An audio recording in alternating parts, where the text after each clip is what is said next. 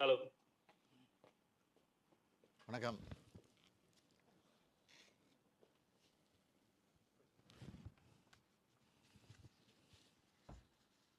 ஆரம்பிக்கலாமா? வரலாற்று சிறப்புமிக்க மாமதுரை விழாவை துவக்கி வைக்க இருக்கின்ற மாண்புமிகு தமிழக முதல்வர் அவர்களை மதுரை மக்கள் சார்பில் வணங்கி வரவேற்கின்றோம். இந்த இனிய நிகழ்வில் வாழ்த்துரை வழங்க வருகை தந்திருக்கின்ற மாண்புமிகு வணிக வரி மற்றும் பத்திரப்பதிவுத்துறை அமைச்சர் அண்ணன் பி மூர்த்தி அவர்களையும், மாண்புமிகு தகவல் தொழில்நுட்பத்துறை அமைச்சர் அண்ணன் பிடிஆர் பழனிவேல் தியாகராஜன் அவர்களையும், சட்டமன்ற உறுப்பினர்கள் மரியாதைக்குரிய ஓ தளபதி பூமிநாதன் அவர்களையும், வணக்கத்துக்குரிய மேயர் இந்திராணி பொன்வசன், துணை மேயர் நாகராஜ் அவர்களையும், அதே போல மரியாதைக்குரிய மாவட்ட ஆட்சியர் சங்கீதா அவர்களையும், மாநகர காவல் ஆணையர் மரியாதைக்குரிய லோகநாதன் அவர்களையும், மாநகராட்சி ஆணையர் தினேஷ்குமார் அவர்களையும், சிஐஏனுடைய மாவட்ட தலைவர் சவுந்தர் கண்ணன் அவர்களையும், இளம் இந்தியர்கள் யங் இந்தியன்ஸ் அமைப்பினுடைய நிர்வாகிகள் அத்தனை பேரையும் அனைவரையும் வணங்கி மகிழ்கின்றோம்.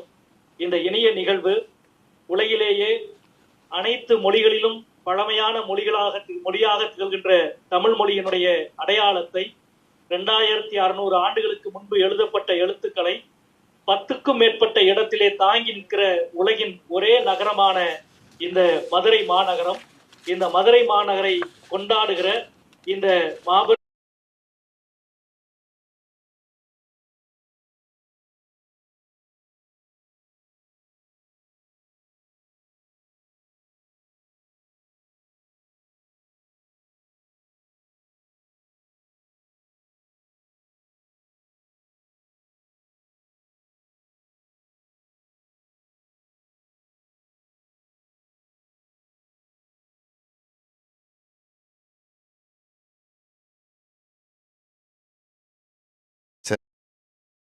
திரு மூர்த்தி அவர்களே, மாண்புமிகு தகவல் தொழில்நுட்பவியல் மற்றும் டிஜிட்டல் சேவைகள் துறை அமைச்சர் முனைவர் பழனிவேல் தியாகராஜன் அவர்களே,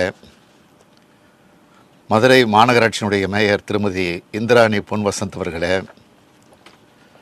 சட்டமன்ற உறுப்பினர் திரு தளபதி அவர்களே, மாவட்ட ஆட்சித்தலைவர் திருமதி சங்கீதா அவர்களே,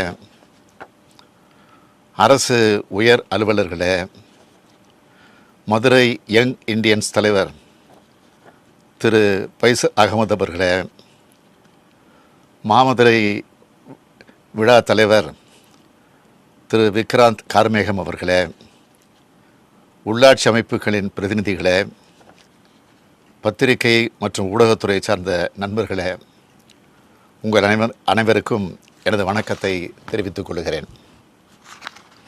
திங்கள் போற்றதும் திங்களை போற்றதும், ஞாயிறு போற்றதும் ஞாயிறு போற்றதும், மாமழை போற்றதும் மாமழை போற்றதும்னு சிலப்பதிகாரம் தீட்டிய இளங்கோவடிகள் எழுதினார்.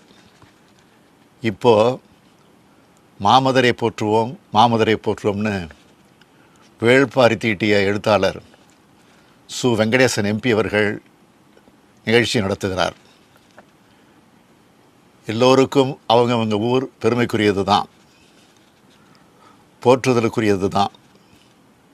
அதுலேயும் குறிப்பாக மதுரை மாநகர் என்பது பல்வேறு வரலாற்று பெருமைகளை கொண்டதுன்னு நான் அதிகம் விளக்கம் தேவையில்லை. இந்தியாவோட பழமையான நகரங்களில் ஒன்று மதுரை. 2000 ஆண்டு வரலாறு கொண்டது மதுரை. பாண்டிய மன்னர்கள் தலைநகராக ஆட்சி செஞ்ச நகரம். ஆரியப்படை கடந்த நெடுஞ்செழிய பாண்டியன் ஆட்சி செய்த நகரம். தவறு செய்தவன் மன்னனே ஆனாலும் மன்னனை கண்ணகி கேள்வி கேட்ட மண் இது.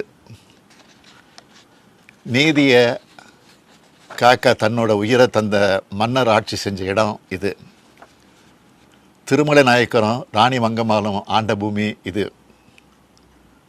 புகழ்பெற்ற மீனாட்சி சுந்தரேஸ்வரர் ஆலயம் இருக்கிற கோயில் நகரம் இது. அனைத்து கலைகளும் ஒருங்கே இருக்கிற பண்பாட்டு சின்னமாக இந்த கோவில் கருதப்படுது. புகழ்பெற்ற சித்திரை திருவிழா மாபெரும் பண்பாட்டு விழாவாக இது நடைபெற்று வருது. 1866 நகராட்சியான ஊர் இது. சென்னைக்கு அடுத்த 2வது மாநகராட்சியாக 1971 மதுரையைத்தான் மாநகராட்சி ஆக்கினார் அன்றைய முதலமைச்சர் தலைவர் கலைஞர் அவர்கள். அண்ணல் காந்தி அவர்கள் தன்னை அரையாடை மனிதராக மாற்றிக்கிட்ட இடமும் இந்த மதுரை தான். ஏன், என்னுடைய வாழ்க்கையில் மிகப்பெரிய திருப்பு முனை ஏற்படுத்தின திமுக இளைஞரணி தொடங்கப்பட்டதும் இந்த மதுரை மண்ணில் இருந்து தான். இப்படி சொல்லிக்கிட்டே போகலாம். அதனால தான் பல்வேறு வரலாற்று பெருமைகளை கொண்ட நகரம்னு மதுரையை குறிப்பிட்டேன்.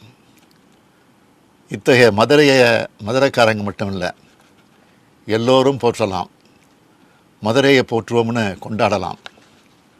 நம்ம திராவிட மாடல் அரசில் மதுரை மாவட்டத்துக்கு 2 அமைச்சர்களை கொடுத்துருக்கோம். தங்களோட சிறப்பான செயல்பாடுகளால் 2 பேரும் மதுரைக்கு நம்ம அரசுக்கும் பெருமை சேர்த்துக்கிட்டு இருக்காங்க.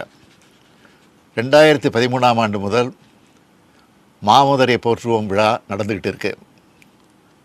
சாத்திய அகாதமி விருது பெற்ற எழுத்தாளரும் மதுரை நாடாளுமன்ற உறுப்பினருமான சு. வெங்கடேசன் அவர்களோட முயற்சியால் இது தொடங்கப்பட்டுச்சு. விழா குழு தலைவராக மதுரை தியாகராசர் குழுமத் தலைவர் திரு கருமுத்து தி. கண்ணன் அவர்களையும், விழாக்குழு துணைத் தலைவராக மதுரை அபராஜிதா குழுமத் தலைவர் முனைவர் பரத் கிருஷ்ணன் சங்கர் அவர்களும் கொண்டு இந்த விழாக்கள் ஆண்டுதோறும் சிறப்பாக நடந்துட்டு வந்துச்சு. வரலாற்றை போற்றுவோம், வைகையை போற்றுவோம், மதுரையை போற்றுவோம் போன்ற தலைப்புகளில் இது நடந்துகிட்டு வருது. இந்த விழா நடக்கிற நாட்களில் மதுரை மாநகர் புத்துயிர் பெறுவது என சொல்லலாம். வைகையை தொடங்குகிற இடத்திலிருந்து அது கடலில் கலக்கிற இடம் வரைக்குமான ஆற்றின் பாதை, அதோட கரைகளில் அமைஞ்சிருக்க ஊர்கள் ஆகியவற்றின் மாதிரி வைகை ஆற்றுக்குள்ளே வடிவமைக்கப்பட்டு இருந்துச்சு. காலந்தோறும் மதுரை நகரம் மாறின காட்சியை ஓவியமாகவும் மாதிரி நகரமாகவும் கண்காட்சியாக தமுக்கம் திடலில் அமைக்கப்பட்டிருக்கும். மதுரை பிரமுகர்களோட படங்கள் காட்சிக்கு வைக்கப்பட்டிருக்கும். பள்ளி மாணவியருக்கு போட்டிகள் நடத்தப்பட்டுச்சு. கருத்தரங்குகள், கலை நிகழ்ச்சிகள், ஊர்வலம், வானவேடிக்கை ஆகியவை நடத்தப்படுது. இருபுறமும் விளக்குகள் ஏந்தி பொதுமக்கள் நிற்கிறாங்க. சிலப்பதிகாரத்தில் சொல்லப்பட்ட இந்திர விழா போல் இவை நடத்தப்படுவதை அறிந்து நான் மகிழ்ச்சி அடைகிறேன். இதேபோல் இந்த ஆண்டும் மாமதுரை போற்றும் விழா ஏற்பாடு செய்யப்பட்டிருக்கு. இன்று தொடங்கி 11ஆம் தேதி வரை இந்த விழாவை ஏற்பாடு செஞ்சுருக்கீங்க. மதுரை நகரத்தோட மரபையும் பண்பாட்டையும் கொண்டாடும் பெருவிழாவாக இதை நடத்திக்கிட்டு வரீங்க. இந்த ஆண்டு மதுரை போற்றும் விழாவை ஆர்வத்தோடு முன்னெடுத்து செல்லும் இந்திய தொழில் கூட்டமைப்பான CII அமைப்போட இளையோர் அமைப்பான யங் இண்டியன்ஸ் அமைப்பை பாராட்டுறேன். ஊரை போற்றும் இளைஞர்களாக நீங்கள் வளர்கிறது எனக்கு மகிழ்ச்சி அளிக்குது. ஊரை பாதுகாக்கணும், அதன் பழமை மாறாமல் பாதுகாக்கணும்.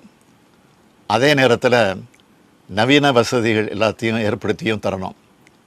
பழமைக்கு பழமையாக, புதுமைக்கு புதுமையாக இளைஞர்கள் இயங்கணும். பொழுதுபோக்கு விழாவாக இல்லாமல் பண்பாட்டு திருவிழாவாக இதை நீங்கள் நடத்திட்டு வர்றது மிகுந்த மகிழ்ச்சி அளிக்குது. தமிழ்மொழி, தமிழினம் என்ற பெருமையும் பெருமிதமும் உள்ளவர்களாக எதிர்கால தலைமுறை வளரணும். இது போன்ற விழாக்கள் கூட்டுறவு எண்ணத்தையும் ஒருங்கிணைந்து செயல்படணுன்ற உணர்வையும் உருவாக்கும்.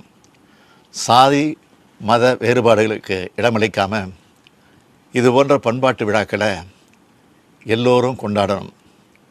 மனிதநேயம் போற்றுவோம், மக்கள் ஒற்றுமை போற்றுவோம் என்ற அடிப்படையில் இது போன்ற விழாக்கள் மாநிலம் முழுக்க நடைபெறட்டும்னு